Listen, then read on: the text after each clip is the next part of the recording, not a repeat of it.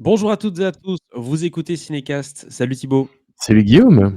Cinécast, c'est le podcast qui chaque semaine vous recommande des films à voir au cinéma, en streaming ou VOD. Vous le savez, de temps en temps, on parle d'une série, en l'occurrence ici une mini-série attendue sur Disney+ le 25 juin partout dans le monde. C'est la nouvelle série estampillée Marvel, Marvel Originals, et ça s'appelle Ironheart. Alors, Ironheart, ça vous dit peut-être quelque chose, probablement pas. Si vous êtes comme moi, en tout cas, c'est non. Mais pour les fans de l'univers Marvel, bah, en fait, c'est une série spin-off, on va dire, de Black Panther, Wakanda Forever, puisque c'est peu de temps après les événements relatés dans le film Wakanda Forever. On a Riri Williams, qui est une jeune inventrice de génie, qui est déterminée à laisser sa marque sur le monde, mais son approche unique de la construction d'armures métalliques est à la fois brillante et perfectible. Et donc Ironheart va explorer la dynamique et la technologie par rapport à la magie. Tout un beau petit programme dans une mini-série, tu l'as dit Thibaut, c'est pas 25 épisodes, on a vraiment, tu m'avais dit 4, 5, 6, c'est pas plus loin que ça. C'est ça, c'est 6 épisodes, dont les 3 premiers passent, sortent ce 25 juin et les 3 suivants la semaine d'après. Ce qui a un rythme de publication assez bizarre, un rythme de diffusion assez bizarre. C'est assez inhabituel en tout cas pour Disney de faire ça. On se serait attendu à la limite à 2 épisodes et puis un par semaine comme ils font souvent, ou à la limite en 3 semaines, tu vois, 2 épisodes par jour, mais 3 semaines de suite. Mais voilà, c'est en 2 blocs de 3 épisodes. Heu, on en parle un peu après, C'est ce qu'on appelle l'extrait de la bande annonce. 2 soirées bingeables en perspective, après un Exactement. extrait de la bande-annonce.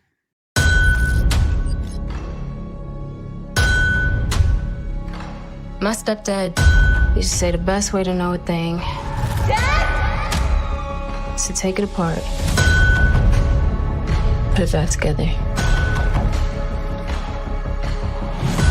Then you can see what it's really made of.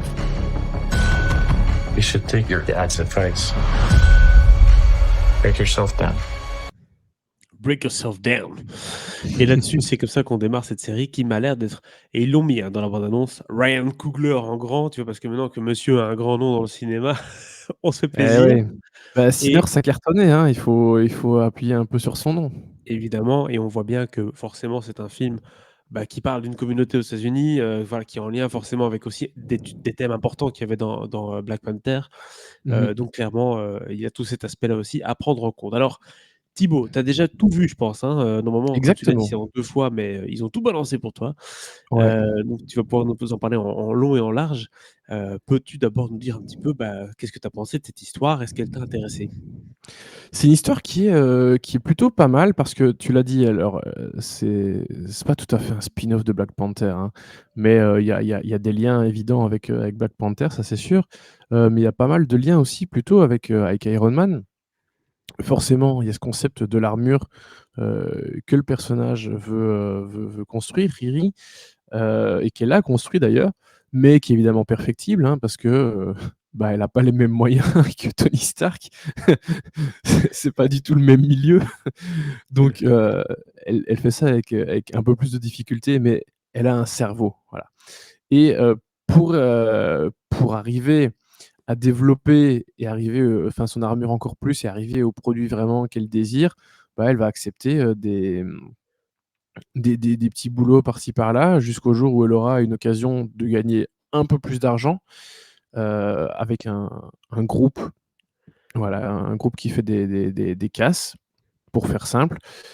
Et évidemment, les choses vont pas se passer, aussi facilement qu'elle ne le pense. Et pour cause, il va y avoir, pas mal d'embûches sur son chemin et de Pas mal. surprises. Pas mal Heu, d'embûches, pas mal de personnages aussi, puisque c'est Dominic Thorne qui campe le rôle principal de Riri.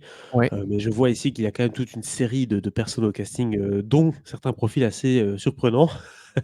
Oui, Je vois oui, oui, notamment oui. Sacha Baron Cohen, Alden Ehrenreich qui est encore là chez Disney après, son petit passage chez Lucasfilm.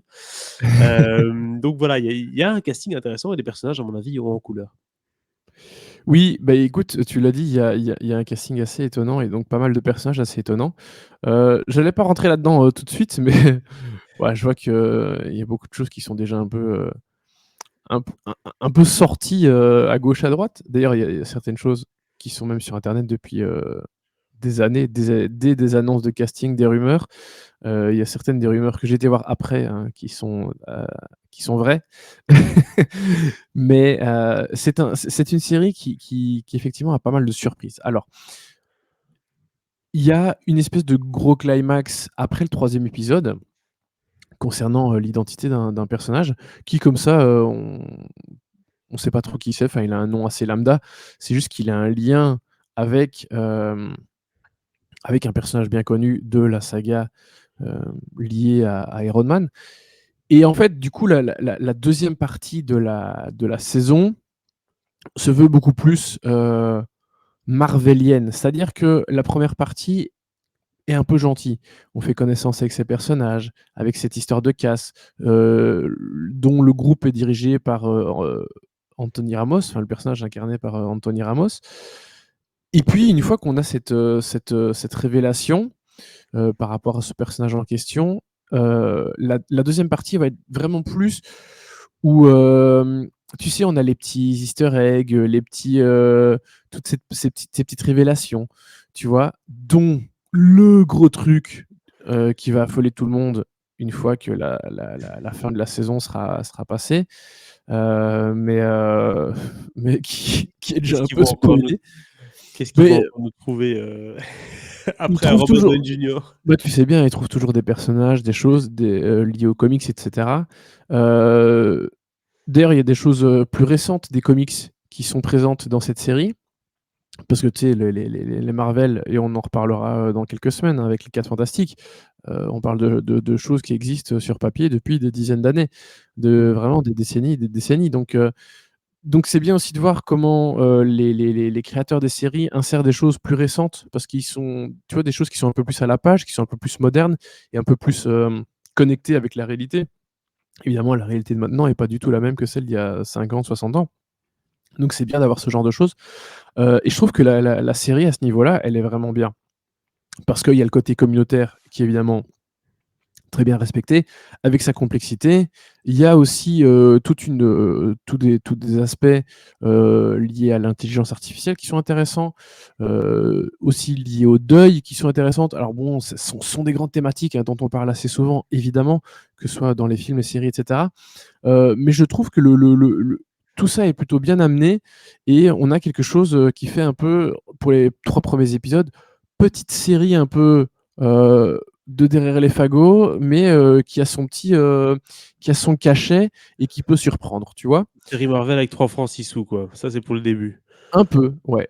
Et puis la 2e partie, ils essayent d'en mettre un peu plus, plein la gueule. Par contre, je trouve qu'elle est moins emballante et moins surprenante parce que, heu, bon, je vous ai dit, il y a cette fameuse révélation concernant un personnage à la fin de l'épisode 3 et qui est bien amenée, hein, parce que du coup, tu as une semaine à patienter genre: alors c'est qui, quoi, machin, Mmh. qu'est-ce qui va se passer?»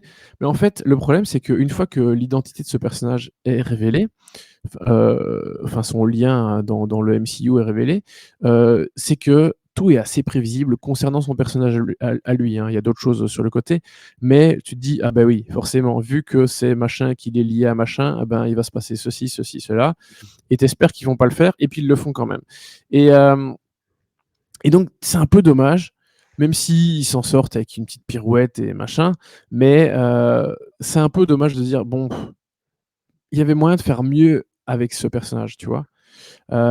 Et puis, bah, il y a les grandes choses qui, je t'ai dit, vont affoler tout le monde, et où là, on est vraiment dans le plein pot Marvel, magie et cetera. Parce que la magie, il y en a dans les 3 premiers épisodes, pas tant que ça, mais voilà, ils poussent les curseurs à fond et c'est rigolo, mais c'est pas aussi intéressant que quand ils s'intéressent vraiment au personnage principal, à celui de Riri, dans les 3 premiers épisodes. Les autres, je trouve que c'est un peu plus brouillon, ça part un peu plus dans tous les sens, et puis tu sens, qu'ils doivent un peu terminer leur truc aussi, tu vois? Donc voilà, je trouve que c'est un peu dommage que, cette 2e partie de saison, parte dans un peu trop de direction, tu vois? Non, clairement. Donc ça, c'est un peu le côté un peu moins surprenant de cette 2e partie de saison qui fait un peu fait finir tout ça un peu en queue de boudin, comme on dit.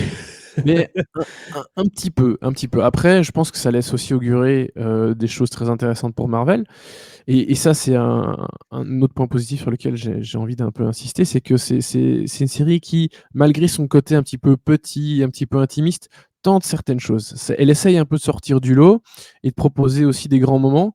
Donc ça, je trouve ça assez sympa et ce que la série met en place, bah, ça peut donner des choses assez, enfin vraiment super dans le futur. Mais bon, on est dans cette période où il y a la lassitude des films de super-héros, et cetera. Les gens qui suivent les films ont pas forcément envie de suivre les séries, enfin bref. Donc peut-être compliqué à gérer, mais en tout cas, il y a moyen de faire des choses très intéressantes. Et à la limite, c'est peut-être dommage que cette saison ne fasse que 6 épisodes. C'est peut-être pas plus mal vu que la deuxième partie est un peu en deçà, mais je pense qu'il y a moyen de développer encore plus de choses, que ce soit avec les personnages traités ici ou, ceux, qui arrivent un peu en cours de route, tu vois? Tant que c'est conclusif, c'est le principal, hein, parce que sinon on tombe sur une saison Oui. 2.1, Exactement. pour la Comme une suite. série dont on va parler, dans quelques jours. Je vois pas de quoi tu parles, je vois pas de quoi tu parles. Je fais du Enfin, foreshadowing, dont la saison précédente était dans ce cas-là, en tout cas. oui, c'est ça, exactement. Voilà, quelle note tu donnes du coup à cette série Ironheart, Thibaut? Bah, je donne quand même 2 parce qu'il y a une bonne énergie, et que c'est loin d'être, mauvais. Mais voilà, c'est un petit peu dommage cette deuxième partie de saison. Amis fans de Marvel, si vous êtes en manque de votre dose après Eternals et avant, enfin New Avengers, pardon, et avant, Oui. les 4 Fantastiques, voilà, vous savez quoi faire, en tout cas sur Disney+ à partir du 25 juin. Ironheart, la première partie et puis les 3 prochains épisodes la semaine suivante.